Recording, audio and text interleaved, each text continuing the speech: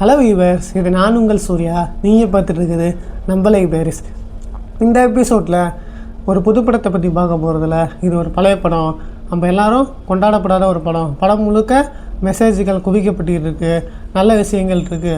அது என்ன படம்னா, சமுத்திரக்கனி டைரக்ஷன்லேயே வெளியே வந்த வினோதய சித்தம் படத்தை பற்றி பார்ப்போம். இந்த படத்தில் தம்பிராமையா, சமுத்திரக்கனி, தீபக் உள்ளிட்ட பல பேர் நடிச்சிருந்தாலும் தம்பிராமையா சமுத்திரக்கனி தான் படம் முழுக்க ட்ராவல் பண்ணுறாங்க. அதாவது என்ன கதைனா, தம்பிராமையை பொறுத்த வரைக்கும் அவர் ஒரு மிகப்பெரிய ஒரு கம்பெனியில் வேலை செஞ்சுக்கிட்டு இருக்காரு. அந்த கம்பெனியில் ஒரு நல்ல போஸ்டிங்கில் இருக்கார். இருந்தாலும் அதோட பெரிய போஸ்டிங்க்கு அவர் வருவார்னு அவரே நினச்சிக்கிறாரு. உங்கள் வீட்டில் 2 மகள்கள் இருக்காங்க, அதுக்கப்புறம் வீட்டுக்காரன், அவங்க மனைவி, அது இல்லாமல் ஒரு பையன் இருக்கான். பையனை பொறுத்த வரைக்கும் இந்த பையன் வெளிநாட்டில் வேலை செஞ்சிட்ருக்கான். தம்பிராமையை பொறுத்த வரைக்கும் இவர் கட்டுப்பாட்டில் தான் எல்லாமே செயல்படுது. அதாவது அவங்க குடும்பமும் சரி, அவர் வேலை செய்கிற இடமும் இவர் கட்டுப்பாட்டில் தான் இயங்குதுன்னு நினச்சிக்கிட்டு இருப்பார். இவரை சுற்றி தான் எல்லாமே நடக்குது, இவர் இல்லைன்னா எதுவும் இல்லைன்னு நினச்சிக்கிட்டு இருப்பார். ஒரு கட்டத்தில் ஒரு ஃபங்க்ஷன் அட்டென்ட் பண்ணுறதுக்காக தம்பிராமையா ஒரு காரில் ட்ராவல் பண்ணிக்கிட்டு இருக்காரு. அப்போதைக்கு ஆக்சிடெண்ட் ஆகி இறந்துறாரு.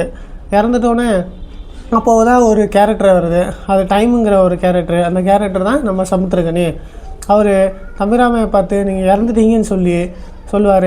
ஐயோ, அதுக்காட்டி என்னை இழுத்துட்டு போகாத, நான் செய்ய வேண்டியதெல்லாம் அதிகமாக இருக்குது. இன்னும் 2 பொண்ணுங்களுக்கு கல்யாணம் பண்ணி தரணும், என் பையனுக்கு கல்யாணம் பண்ணி தரணும், அடுத்தது என் கம்பெனியில் எனக்கு ஒரு போஸ்டிங் தருவாங்க, இதுக்கெல்லாம் நான் ஆசைப்பட்டுருக்கேன், இதெல்லாம் நடக்காமல் நான் சாகக்கூடாது, தயவு செஞ்சு எனக்கு ஒரு வாய்ப்பு கொடுன்னு சொல்லி கேட்கும்போது சமுத்திரக்கனி அவருக்கு இன்னொரு வாய்ப்பு கொடுப்பாரு. அதாவது ஒரு 3 மாதம் தானே டைமு, நீங்கள் என்னென்ன பண்ணிகிட்டு இருக்கீங்க, அண்ணன் வைக்கிறீங்க, அதெல்லாம் பண்ணிவிட்டு திருப்பி வந்துடுங்கன்னு சொல்லி திருப்பி அவரை பழக்கி வைக்கிறாரு.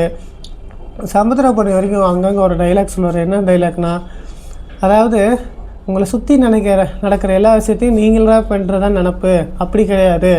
அது ஒரு சம்பவத்தை பார்த்துருப்பீங்க, சில சம்பவத்தில் இருந்திருப்பீங்க, சில சம்பவத்துக்கு சாட்சியாக இருப்பீங்க தவிரங்க சம்பவம் நடத்தப்படுகிறது. அதில் நீங்கள் ஒரு பார்ட்டு தான். அந்த சம்பவத்துக்கு முழு காரணம் நீங்கள் கிடையாது. நீங்கள் எல்லா நாளும் எல்லா வசதியும் நடக்கும்னு சொல்லிட்டு அங்கங்கே அடுத்தடுத்த கதையில் நகருது. சமுத்திரக்கனி அதாவது தம்பிராமையை நினச்ச மாதிரி எதுவுமே நடக்கலை. அவங்க பொண்ணு, அவங்க பையன் எல்லாருமே அவங்கவுங்க விருப்பத்துக்கு எப்போ கல்யாணம் பண்ணிக்கிட்டு அவர் நினச்ச போஸ்டிங்கும் கிடைக்காம வேறு மாதிரி நிலைமை மாறுது. அப்போ தான் அவர் நல்ல ஒரு இதை ஃபீல் பண்ணுறாரு, புரிஞ்சுக்கிறாரு அவரை பற்றி. நம்ம இத்தனை நாள் நம்ம கீழே தான் எல்லாமே ஓடிட்டுருக்குன்னு நினச்சிட்டு இருந்தோம், அதெல்லாம் இப்போ நம்மளுக்கு கீழே இல்லை எதுவுமே, நம்ம இல்லைனாலும் எல்லா விஷயம் நடக்கணும். ஒரு ஸ்ட்ராங்கான ஆழமான கருத்தை படம் முழுக்க திணிச்சிருக்காங்க. அது பார்க்குற விஷயமும் நல்லா இருக்குது. படத்தில் நடித்த எல்லாருமே சூப்பராக பண்ணியிருக்காங்க. அவங்க பையனாக இருக்கட்டும், அவங்க பொண்ணாக இருக்கட்டும், அவங்க ஒய்ஃபாக இருக்கட்டும், உட்பட சில படம் முழுக்கவே ஒரு 10-15 கேரக்டர் தான் வருது. நேர்த்தியாக கதையை கொண்டு போயிருக்காங்க. ஆடியன்ஸுக்கு என்னென்ன கருத்துக்களை கொண்டு வரணுமோ அதெல்லாம் சூப்பராக கொண்டு வந்திருக்காங்க இந்த டீமு. சமுத்திரக்கனி டைரக்ஷன் சூப்பராக ஒர்க் அவுட் ஆகிருக்கு.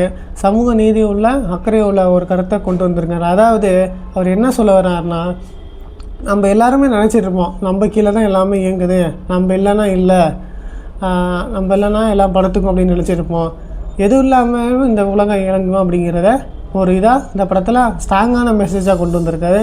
அதுவே இந்த படம் பிடிக்கமாக இருந்தது. இந்த படம் ஒரு 1.5 மணி நேரம் தான்.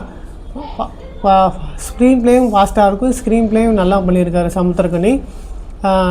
அதாவது இந்த படம் தம்பிராமையா சூப்பராகவும் அவர் பாலிகள் எங்கேஜுக்கு ஏற்ற மாதிரி அங்கங்கே சூப்பராக நடிச்சிருக்காரு. இந்த படத்தை இது வரைக்கும் நீங்கள் பார்க்கலன்னா G5 OTTயிலே அவைலபிளாக இருக்குது. படம் பேர் வினோதய சித்தம். இந்த படம் உங்களுக்கும் பிடிக்கும்னு நான் நம்புகிறேன். இது ஒரு நல்ல கருத்தை கொண்டு வருது. கடைசியில் கிளைமேக்ஸில் நம்மளுக்கே ஒரு கண்ணீர் வர மாதிரி காட்சிகள் அமைச்சிருக்காங்க. இந்த படத்தை இது வரைக்கும் பார்க்கலன்னா போய் G5யில் தாராளமாக போய் பாருங்கள். உங்களை நான் அடுத்த இந்த மாதிரி 100 படத்துடன் சந்திக்கிறேன். இது நான் உங்கள் சூர்யா.